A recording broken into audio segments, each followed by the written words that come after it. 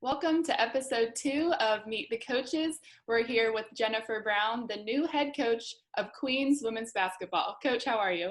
I am doing well. How are you doing, Holly? I'm good, thank you. Thanks for taking the time to chat with me. No, not a problem. Not a problem. So first, congratulations. Welcome to Queens. This is Thank your first head coaching job, but obviously with the pandemic, I'm sure that's been a bit tougher of a transition than you probably thought it would have been. But yeah. what are some of the positives for you from this experience?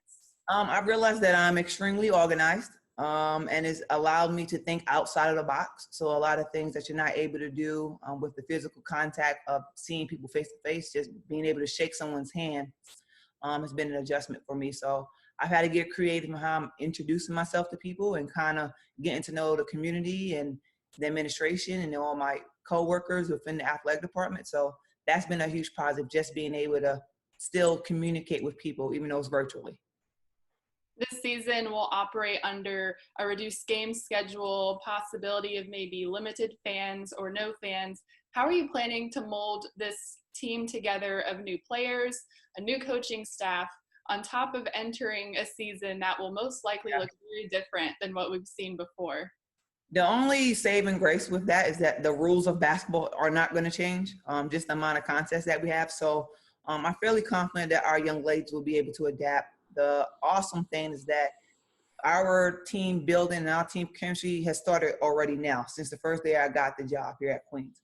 And we've been in constant communication, doing different team building exercises to build team chemistry as best as we can virtually until we're able to kind of see each other face to face. I think we all are going to have to adjust to a new normal, not just Queens University, but everyone in this entire country, in this world. So I think that once we can adjust to that new normal, we should be perfectly fine. The veterans of the team have been posting highlights of their summer on social media. What are some interesting things you've been able to learn about them as you've all engaged online? I have a very great group of young women, really good, just outside of basketball. I feel like I inherited a lot of good human beings. I think that inside of basketball, they're eager for change and they seem to be rejuvenated about the possibilities of kind of being able to start fresh. We talk about everyone having a clean slate from right now. Right now, we are undefeated, so we're going to build on that. And we've had constant conversations on one to leave a legacy. They've already established a history, but now we have an opportunity to leave a new legacy. And the older kids, like Chris Eanes, Caitlin Moore, Julia, and you name them, Lauren Field, they've all come to me and they all want to leave a different legacy. They want to have kind of a different way. They want to go out the right way, so to speak. So I'm excited to be there to help them and usher that and lead the way. But I think that they're all ready and they've been working their tails off so far. What can we expect to see from Queens women's basketball this season? You should expect to see a lot of hardworking, passionate young ladies who, no matter what the score says or what's going on, they're going to work hard. Whenever someone comes to the game, if they're allowed to come to games, I want them to leave and say that is the hardest working team I've seen all year. We're gonna hang our hats and have a lot of pride every time we take the court, and then we're gonna let the chips fall where they may. I want to play a more up-tempo style, and I know hopefully our young ladies are listening, so that means we have to be in a certain amount of shape to do that. But I think that they're ready for that. I think they're ready to play free and kind of enjoy the game a little bit more. Coach, there's been an increasing amount of support recently for the Black Lives Matter movement, from global protests to a recent mural painted on Tryon Street here in Uptown Charlotte. What does it mean to you to lead your team, represent the city, and become a part of the Queens community with such support?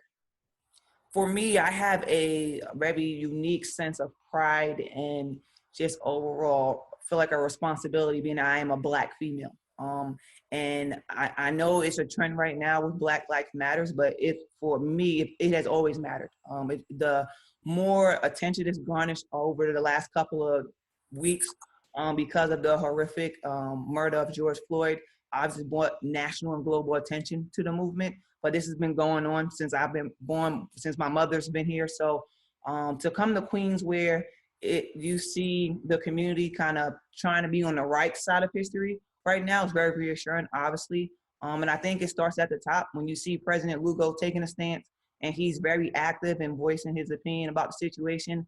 that is very reassuring. I think it's important not only for people of color like myself, but for everyone in Queens to understand that Queens University would not tolerate any bigotry or any injustice based upon your race or what you believe in, and that they're all about being inclusive. So when you see your senior leadership, your president, and other people taking a stance and actually looking to um, do things the right way, it sends a message to the entire community. It sends a message to our student body where they know whether you're an athlete or not, that you are important and you matter, whether you're black or white. But I think especially for the students and people of color at Queens, it's a little bit more reassuring for us to know that we're cared about and that our voices matter.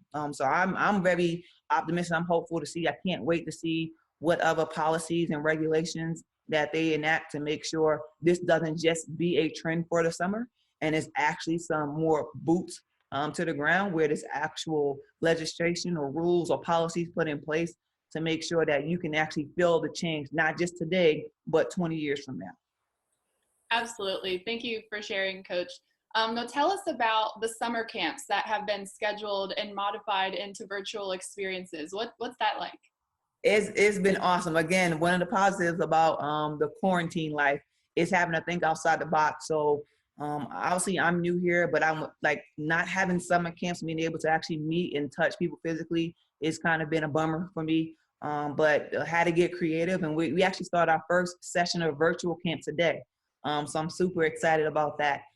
Just a way to get out and kind of be able to, give back to the community and kind of lend our knowledge of the game to young women and men who want to participate in the camp.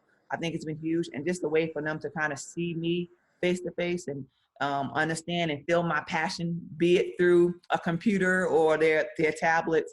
But it's been an adjustment, and I will love to see how it kind of finish out. We have 2 more sessions left for the rest of June, so I'm super excited. But I have a great staff, and even the young ladies on the team have been super helpful, and they've done a great job getting the word out and getting people excited about Queens women's basketball.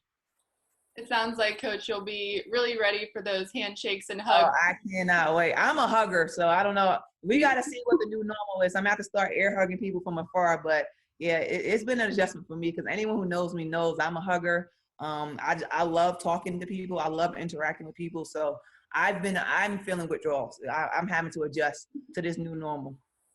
All right, and before we go, Coach, what has been your quarantine necessity? Ooh, that is a great question. Number one is a couple of things. Number one, I've had to stick to a schedule where I actually get up, get showered, put some clothes on, and plan out my day appropriately so that I'm having time. I'm setting aside time for work, setting aside time for recruits, setting aside time for my family. So I've made sure to stick to a schedule. So once we get out of quarantine, out of social distancing, I'm able to kind of acclimate a little bit better. Number two, it's been a lot of sweets. And I don't know, I've developed a sweet tooth all of a sudden. So I might have to maybe the next 30 days go on like a little diet and fast real quick to try to get back in shape. But unfortunately, I've developed a little sweet tooth during this quarantine life. I think that's been all of us. It's okay. Brown, thank you so much for your time. Good luck this season, and we'll see you on the court. Can't wait. Go Royals.